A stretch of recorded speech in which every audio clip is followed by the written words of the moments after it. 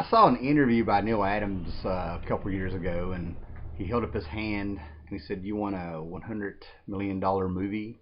It's all right there." And that all goes back to the creativity of the comics with the movies and the CGI and the actors and how are these movies going to tie together and the whole scene that's going on now in the year 2015 and stuff. It all goes back to the comics and stuff. And when I started my channel, it was it was a lot about showing off some books, and then I started getting into the comic book history, and then the comic book industry history, and the little gems. I've always done the little gems of unknown comics that were just great reads and stuff like that.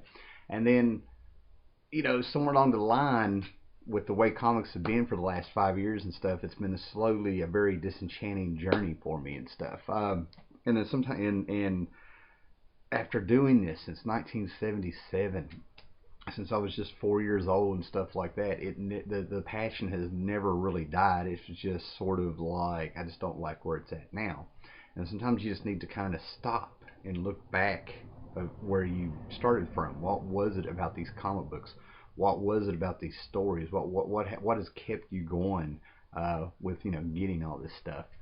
And the series that I think is just kind of perfect for that is Planetary by Warren Ellis. This is number one. It came out in I think 1999. And okay, over the years and stuff, questions have popped up like, how did this happen? What do you think of this? What should I read? If you're a new collector, where do I start? What do I need to know? Sometimes it's overwhelming to come into a hobby like this that's been around for so long and try to catch up, get up, find what you want. It can be overwhelming, and I think Planetary is the perfect place to start because Planetary, a book by Warren Ellis, I think it ran from 1999 and it took quite a while just to get the 27 issues out that it was. I believe that's right. It took quite a while, but it was quite the journey because Planetary works in two ways. Okay, right on the cover, the tagline is "They are archaeologists of the impossible." Okay, Jaquita Wagner, the drummer, Elijah Snow. They work for an organization that apparently nobody's real sure how long it's been around, but it's got unlimited funds and offices around the world, and they don't know who funds it. That's part of the mystery. But on a deeper thing is that each issue, for the most part, is a single issue story that feeds a subplot going on, a single story that moves it forward. And every time you get into a single issue of this, you become the archaeologist of comic books reading it. Because like I said, it works in two ways. You have a great standoff story with just a subplot. If you want to follow that, what's the mystery? Who's the fourth man? What is the secret history of the world when it comes to the impossible and the unknown and the fantastic? But it also slows down a little bit, and it shows you each issue explores a genre that has influenced comics or a genre of comics. Where did this stuff come from? What fueled Neil Adams' mind to be able to process things and influence and stuff and have it come out through his hand and onto that drawing board? What are the dynamics of comics? What has made comics? What was here before comics? Why are they so grand? Well, what makes them, so impossible with yet we believe when we read them. A man can fly. A man has bulletproof skin. You got to slow down and look at the real world and slow down sometimes and be like, what does, understand how fantastic some of these concepts really are. It's kind of like when I went and watched the Transformers movie, right? The Transformers made me believe we could have 30-foot, live machines that can from an alien planet that can transform into a truck, but there's no way in the world I could believe that Megan Fox was a high school student. See what I'm saying? So let's slow down for a minute and just think about what a comic book is, like with that Neil Adams. Let's go all the way back to what's considered the beginning of comic books, which it isn't, and that's what this first issue of Planetary kind of shows. Superman, Jor-El. If I ever had a chance to really write a comic for DC or something like that, it would be to slow things down. Comic books have become so decompressed over the years that we don't slow down to think about the moments in comics that are really grand. Superman, Jor-El, Laura, Kal-El. Krypton is falling apart. Okay, a man and a woman has a newborn baby. Think about holding a baby. Think about the times you've held a baby, look at a baby, and you're going to take this baby with the ground shaking, your planet is really blowing up, you're looking at the mother, and you've got a rocket, an experimental rocket on top of that. And you're going to place this baby in this rocket, and you're going to shoot it out into space and hope that it lands somewhere on a planet called Earth, and that the baby will be taken care of. Think about that. I mean, it goes back to, Moses being put in the Nile and pushed down in a little boat. It goes back to, I mean, really hold a baby and think about that. People flip out if we have car seats in cars for babies. We really need to slow down. I'm spinning my wheels there, but that's what I'm getting at. So it's time to just kind of slow down a little bit. Look at what makes these comics. Where did they come from? Where did they go? And that's going to begin our review of Planetary #1. Okay? Now, I love how this book starts all over, right? Now, like I said, it can be a straightforward story, but we have a man all in white out in the middle of the desert sitting in a diner. And he's looking at the waitress, and I love this dialogue. It's Elijah Snow, and he looks at the waitress. Looks like he's at the set of Alice. Coffee tastes like dog. Coffee tastes like your dog took a leak in it. Waitress looks over, all beaten, wrinkled, leathery skin from being, living in the desert.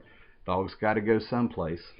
And then all of a sudden in walks Jaquita Wagner, right? We don't know who she is, but, much like this, we have this exotic, beautiful woman coming in out of nowhere, in the middle of nowhere. And she offers Elijah, we find out that Elijah has been living 10 years in the desert, very reviews, other things I've read, described as a hermit-style life and stuff. But Elijah is very old. We're going to learn more about Elijah. Warren Ellis has come up with the concept of century babies that started in his Stormwatch run, carried over with Jenny Sparks into the Authority, and Elijah is another one of those century babies. In a future review, we'll go into what those are. There's a helicopter, and she says, "Come work for us. Okay, you have skills, you have powers. You're being wasted here, and if you work for us, you'll get $1 million a year, every year for the rest of your life." And he ends up in this big business building after a black helicopter lands and takes him somewhere with her. And all of a sudden, he's got new white clothes, and he's got questions, and Chiquita walks in, and that's where the plot goes on. You start learning things like, it seems like nobody has worked there longer than 3 or 4 years that Chiquita's aware of. We meet the drummer. The drummer is supposed to be crazy, and but he can talk to machines, and he's very important. We get her cast of characters and stuff. And he's like, "Who's funding all this? There's a lot of money here." And they're like, "It's the mysterious fourth man." And he soon finds out that he's the third member of this group who goes around the world for this company called Planetary, for some unknown man that they don't know that's funding all this, who seems to have unlimited resources. And, Jaquita, they all have their reasons for doing it. Jaquita gets very bored easy, very ADHD. We find out more about her later on. The drummer, we really don't know why yet, but you can get the idea that he's here for a reason, So the first thing they do is that they go on their first mission. And it's basically, there's a mountain that they can't tell what's inside of it. You can read the book, about how they get there. And when they walk in, they find a man with broken legs holding a gun to him. Doc Brass, legend. They don't even know that much about him. And he's been standing guard there without sleep since 1945. And I think he thinks it's about the 70s and stuff, right? And he begins to tell this tale of, like, in 1945, how all the pulp heroes met together in their secret mountain organization, discussed this new invention. And I'll go over who these heroes are in a minute.